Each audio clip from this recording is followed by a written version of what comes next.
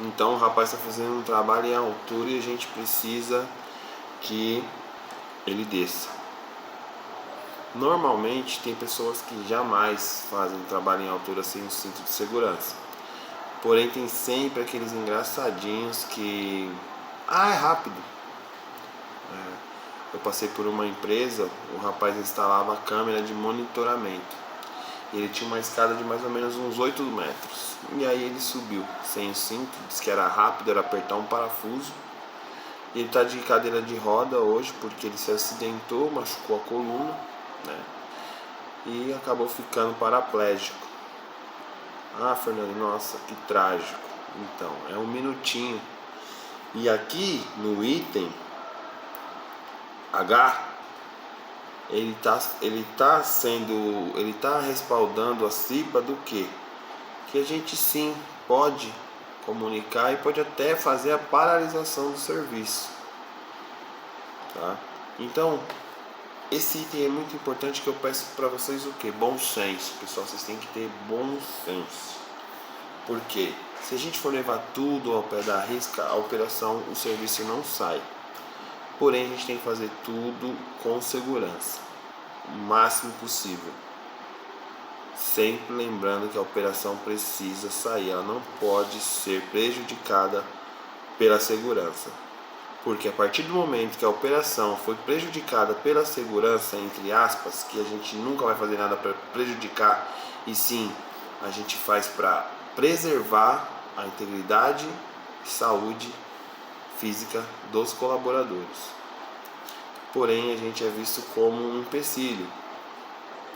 Então procurem atrapalhar menos a operação possível e procurem sempre não apontar defeitos, procurar soluções. Você pode até apontar o defeito, mas já venha com uma solução.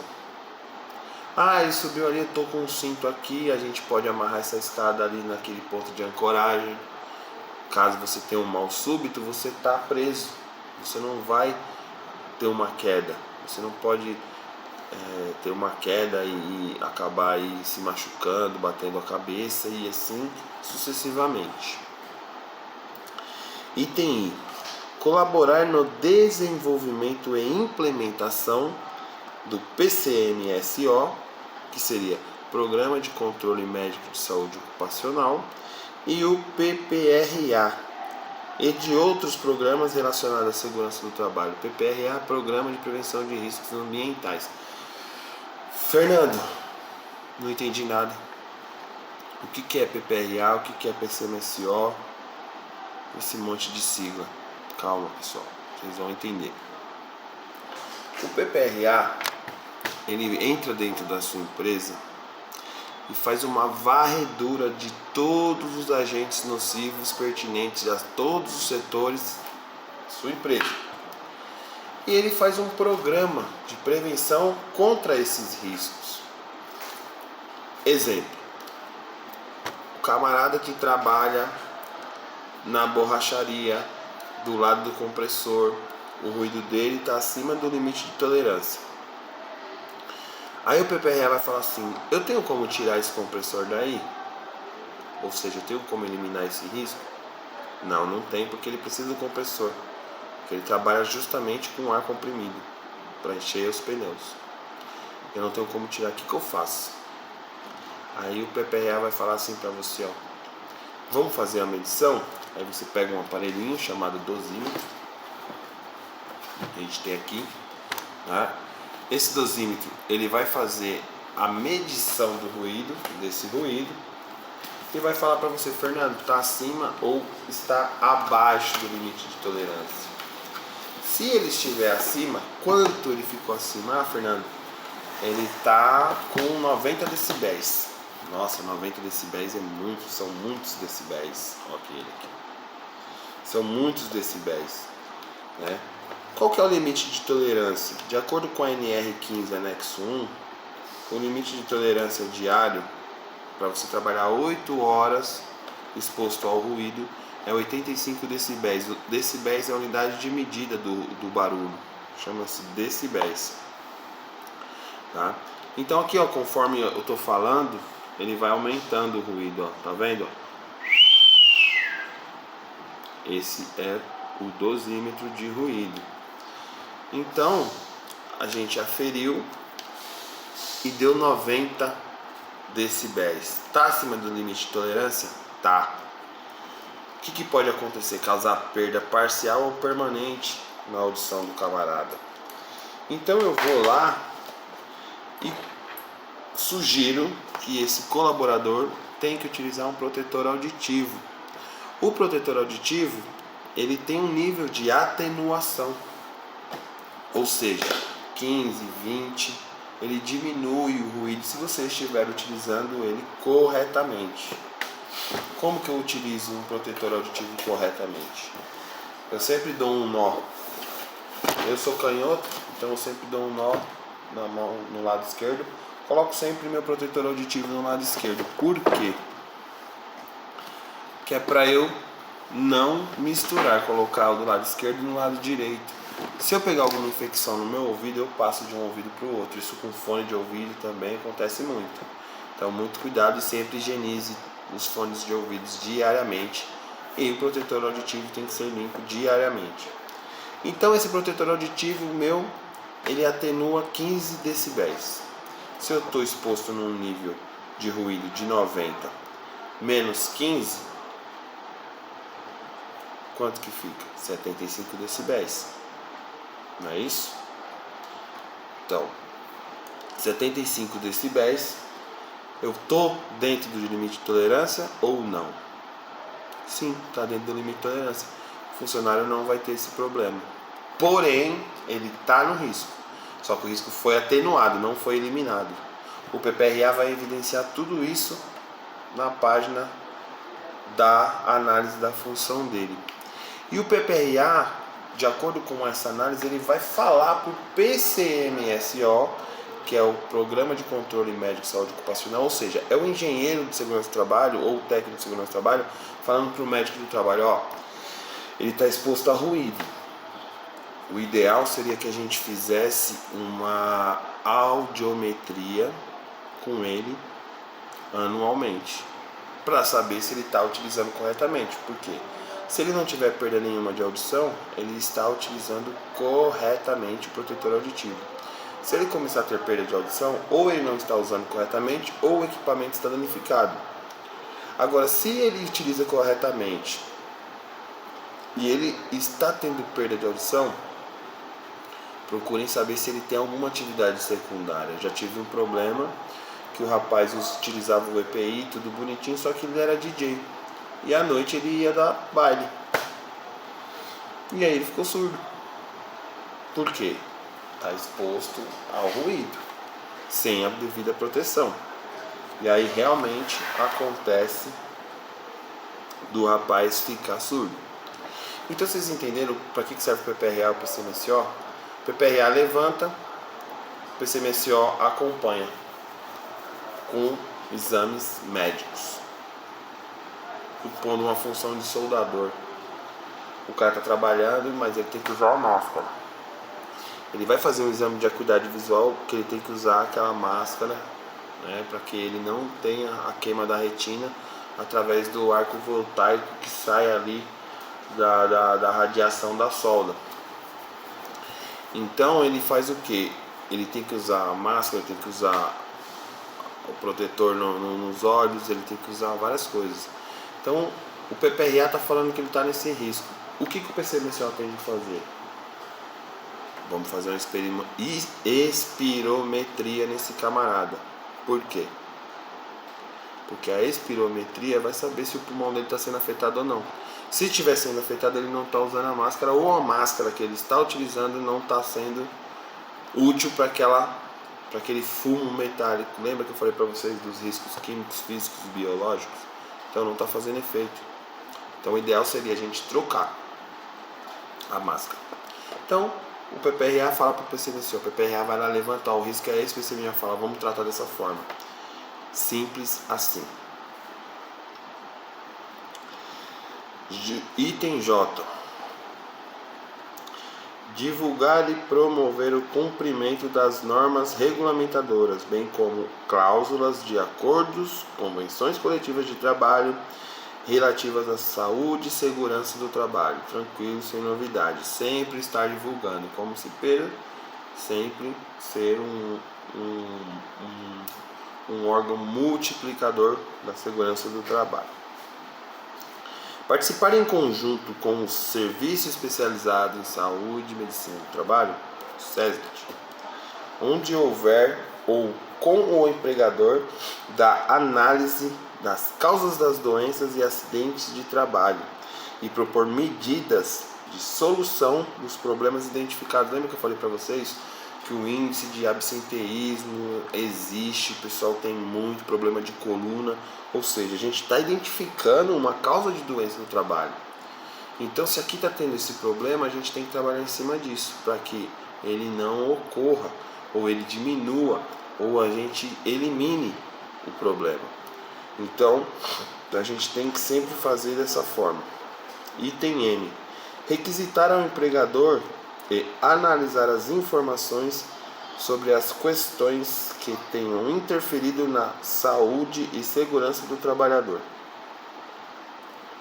Sempre abordar nas reuniões, colocar todos os departamentos envolvidos e explicar a real situação.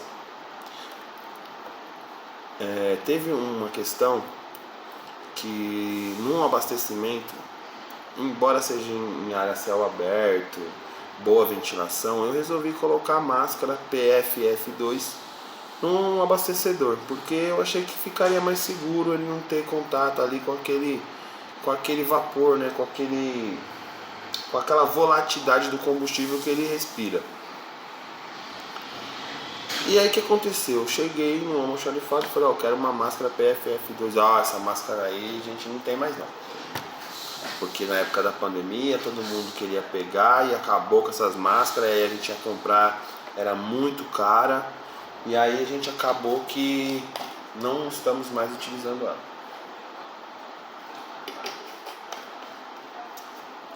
Aí eu falei o seguinte, eu preciso dessa máscara. A gente vai comprar nem que seja 12, 10, 5, mas eu preciso colocar essa máscara no rapaz que está exposto à volatilidade do combustível, né, para ele se proteger. Então o que aconteceu? Ele falou, então vai lá e fala com o Compras, porque o Compras não vai comprar.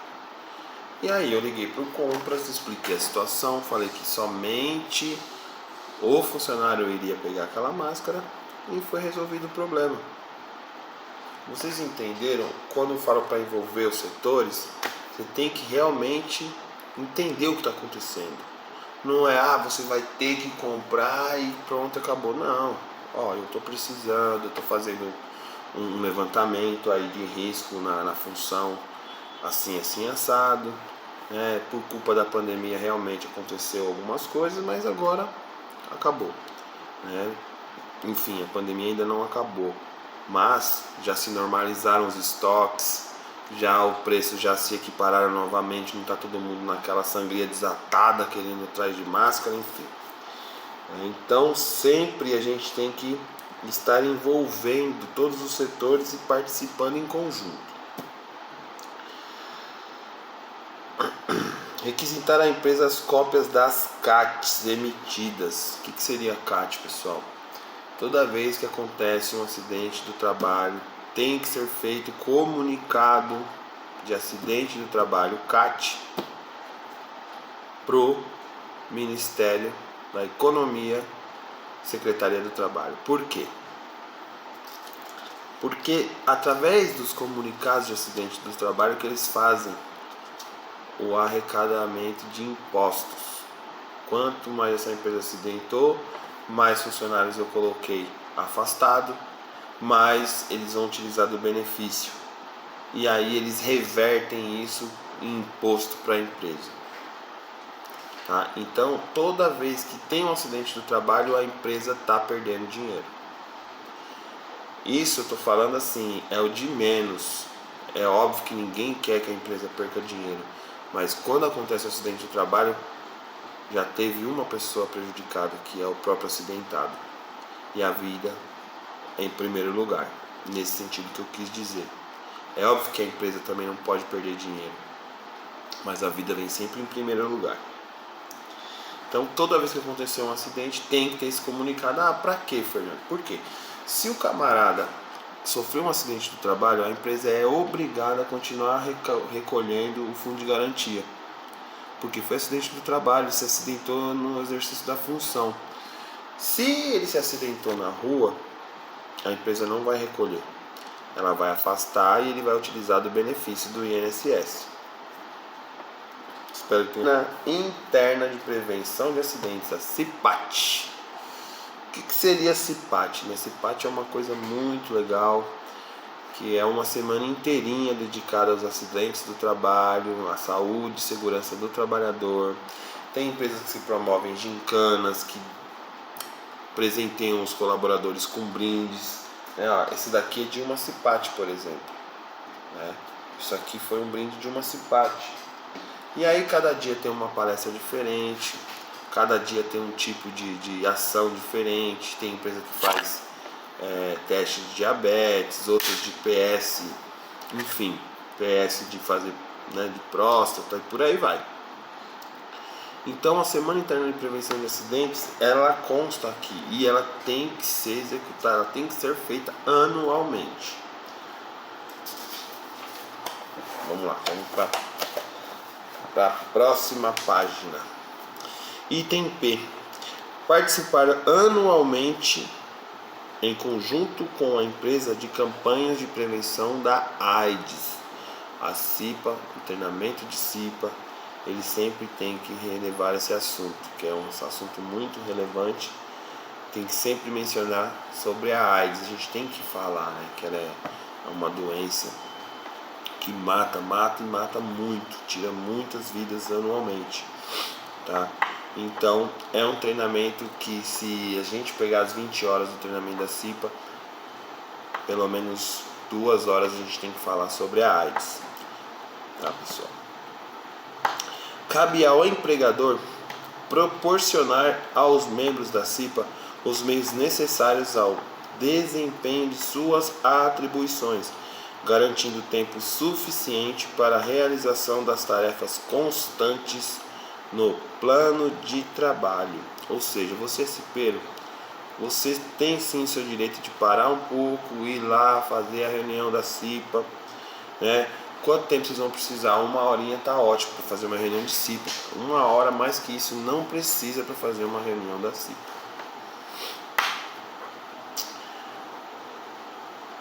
O que cabe a nós, empregados?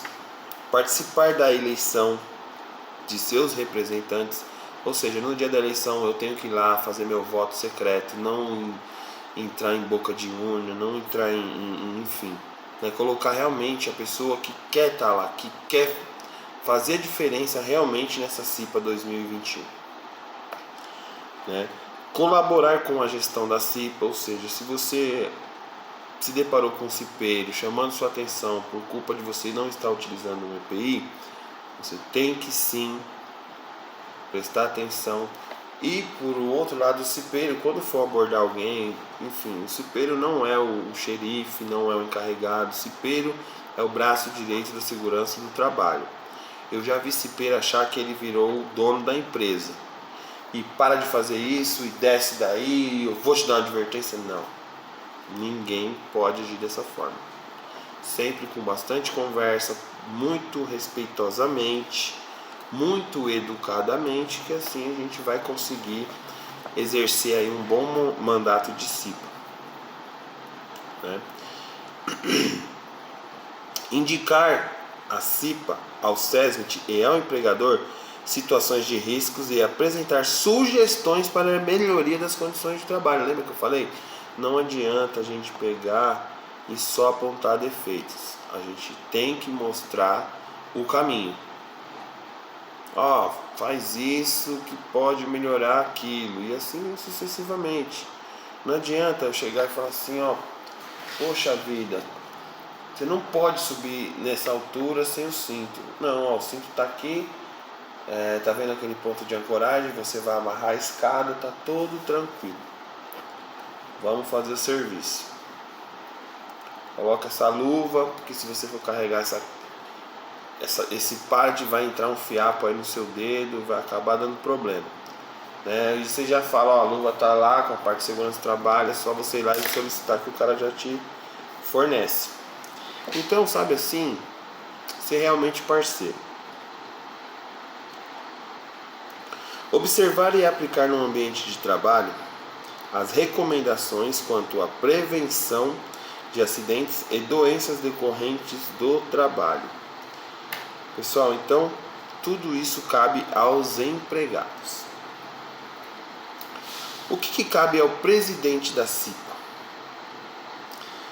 Convocar os membros para as reuniões da CIPA, coordenar as reuniões da CIPA e encaminhar ao empregador e ao SESMIT, quando houver, as decisões da comissão, manter o empregador informado sobre os trabalhos da CIPA, coordenar e supervisionar as atividades da secretária ou do secretário, delegar atribuições ao vice-presidente.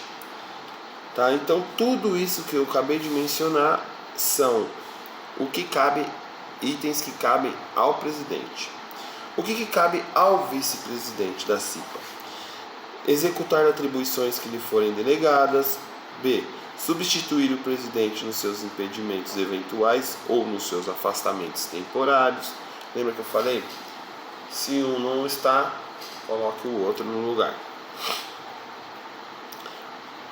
O presidente e o vice-presidente da CIPA, em conjunto, terão as seguintes atribuições: cuidar para que a CIPA disponha de condições necessárias para o desenvolvimento de seus trabalhos, coordenar e supervisionar as atividades da CIPA, zelando para que os objetivos propostos sejam alcançados, delegar atribuições aos membros da CIPA, de promover o relacionamento da CIPA com o SESMIT quando houver, e divulgações das decisões da CIPA a todos os trabalhadores do estabelecimento. F. Encaminhar os pedidos de reconsideração das decisões da CIPA. E G. Constituir a comissão eleitoral. 5.22. O secretário da CIPA terá por atribuição